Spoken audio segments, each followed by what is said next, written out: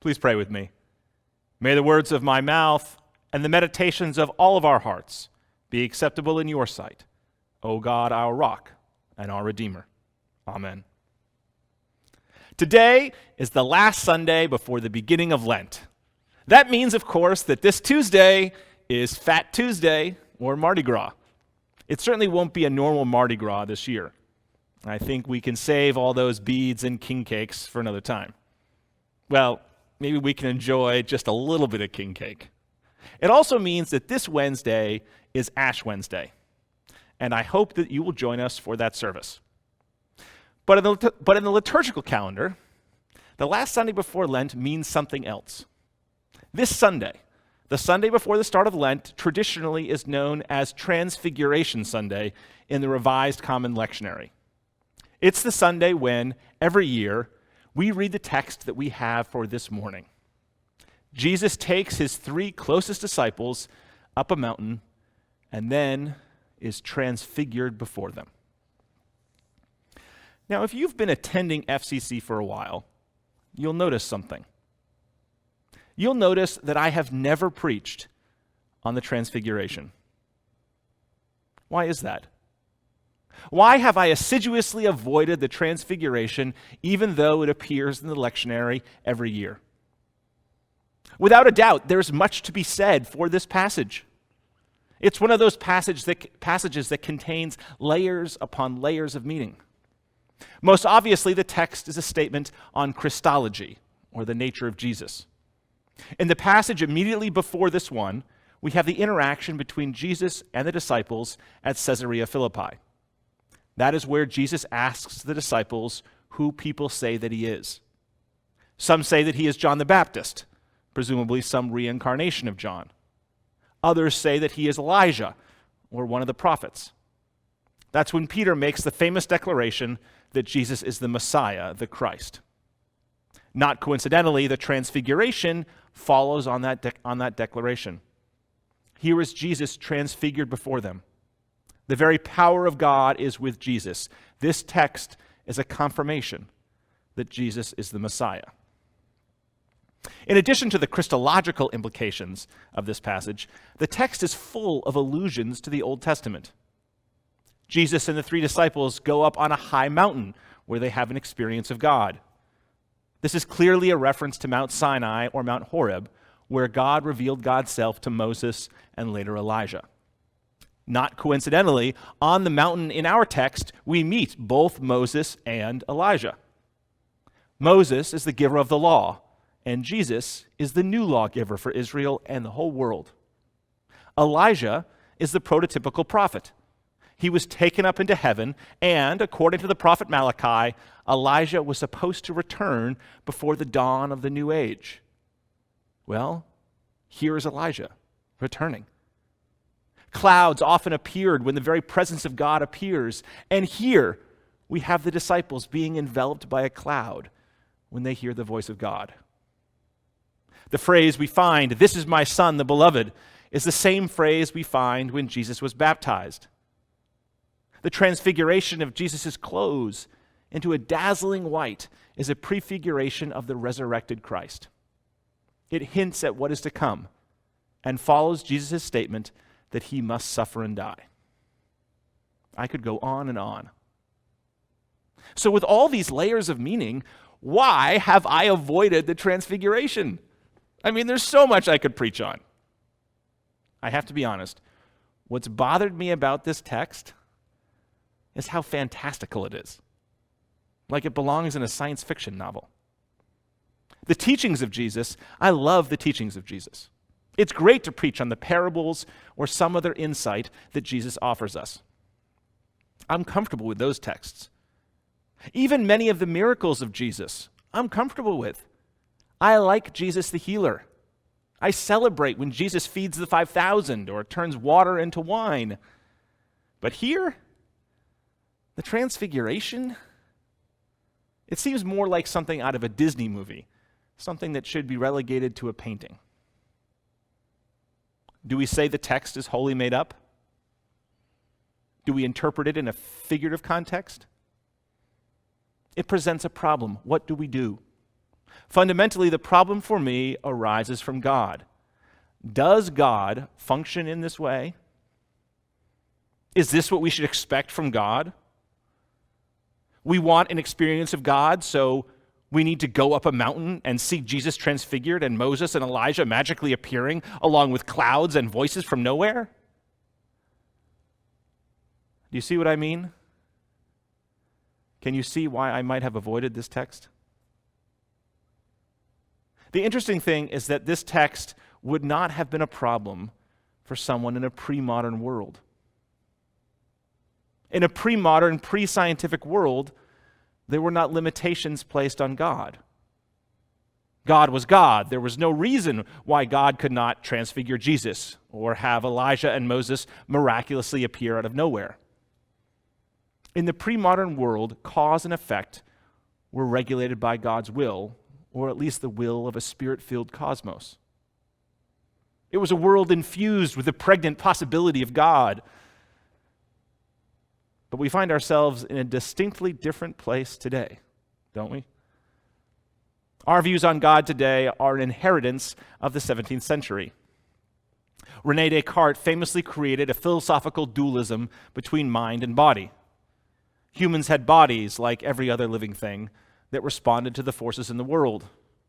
Separate from our bodies were our minds, our consciousness. Our consciousness is immaterial, unlike our bodies.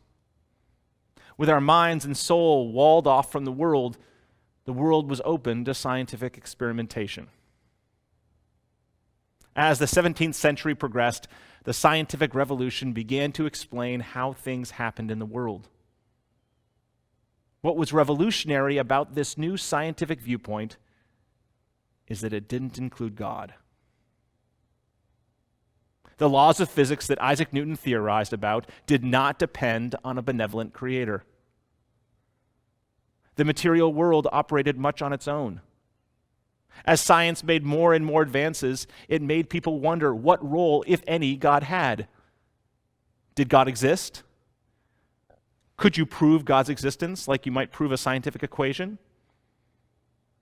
By the 18th century, the debates over the existence of God raged furiously back and forth, and in many ways color even our debates about God today. Those who argued for God said you needed to have an unmoved mover. If the world operated as a result of physical interactions, what started those reactions? What came before? For every new scientific discovery in the universe, this unmoved mover argument kept coming back. Today, the question still remains. Sure, you can theorize about a Big Bang that started the universe, but what came before then? Where did matter originate from? It had to come from somewhere, yes? The second classic argument for God is the argument from design. The world and the universe are so perfect that they have to originate in a benevolent creator. Yes, science can explain how things came to be as they are, but what is the chance that they did? Think about all the ways in which life could have chosen a different direction than it did. Consider all those supposedly random mutations of DNA that led to me preaching before you today. What is the likelihood that all of that happened? Everything in the universe seems so put together, so perfect, so improbable, that there must be some creative force that lies behind creation. Right? These two classic arguments have been brought up again and again. Philosophers of religion have debated these and other arguments for God for the past 300 years. When you survey all the philosophical arguments back and forth about God, you come to one unavoidable conclusion. God can neither be proven nor disproven. That might seem like a colossal letdown, but it's true. For every argument given on behalf of God, there is another equally valid argument against God. But all those arguments, all those debates and advances of science have done something significant. They've created a world in which God is not necessary. If there is any problem with God, if there's anything that we have to wrestle with deeply as people of faith, It is that the world can be adequately explained and lived in without recourse to a belief in God. The issue is not that we can't believe in God anymore. We can. The more significant point is that we can't believe in a God of the Transfiguration, the God who bends the laws of nature at will, governs the sway of the universe, and demands to be obeyed or else. This has momentous consequences for us. Back when I was a chaplain at Harvard, I spent a fair amount of time working with evangelical students. I always enjoyed the friendly back and forth we would have about theology and God. One particular precocious student, named Nico, I probably had more debates with than anyone else. A few years after he graduated, we grabbed a cup of coffee at a Starbucks to catch up. At the time, Nico was a graduate student in philosophy, and at one point in the conversation, he mentioned that he was no longer a Christian. To be honest, I was pretty surprised by this. Here was one of the most ardent Christians that I had known when he was an undergraduate. His study of philosophy, among other things, had led him to reject the classic conservative notion of God, the same God we see in the passage on the Transfiguration. I asked him at the time why he didn't embrace one of the many liberal or progressive views on God. He knew enough philosophy to know that these contemporary views on God make sense.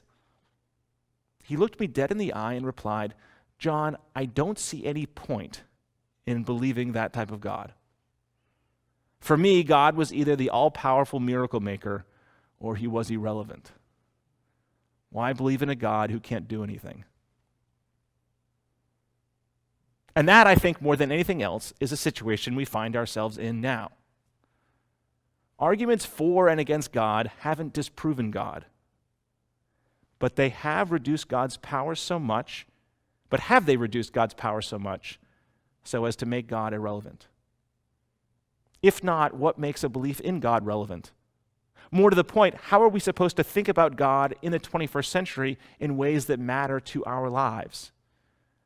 Where is God for us, for you? Last fall, in my sermon on God in the 21st century, I addressed some of these questions. But as I have thought more about the issue, I've realized that there is a need to go into greater depth on the problem. To that end, I have planned out a series of sermons during Lent that address just this issue. What are the various ways we can think about God today in a context that makes sense for our lives? What makes God relevant and believable? The good news is that theologians have written wonderful and compelling theologies on God over the past 100 years. The 1920s launched a sea change in how we think about God. Neo-Orthodox theologians, process theologians, existentialist theologians, and post-liberal theologians, just to name a few, have all wrestled deeply with this crucial problem. Rather than choose one approach that I find compelling, I've decided to lay out a series of different views on God to empower you to make your own choice about who God is and why God is relevant for you. This is by no means the final word on God, but I do hope that it'll help you on your own faith journey. All of which brings me back to the Transfiguration and an important starting point as we begin this theological journey. As I mentioned before, on the face of it, I struggle with the Transfiguration. The walk up the unknown mountain, the transformation of Jesus and his clothes, the appearance of Moses and Elijah, the dark cloud, the voice of God. I struggle with trying to place this episode into any conception of my life experience that makes sense to me. I have not seen Jesus, or anyone for that matter, transformed before me in the manner described in our text. I have not seen apparitions of two people long dead suddenly appear.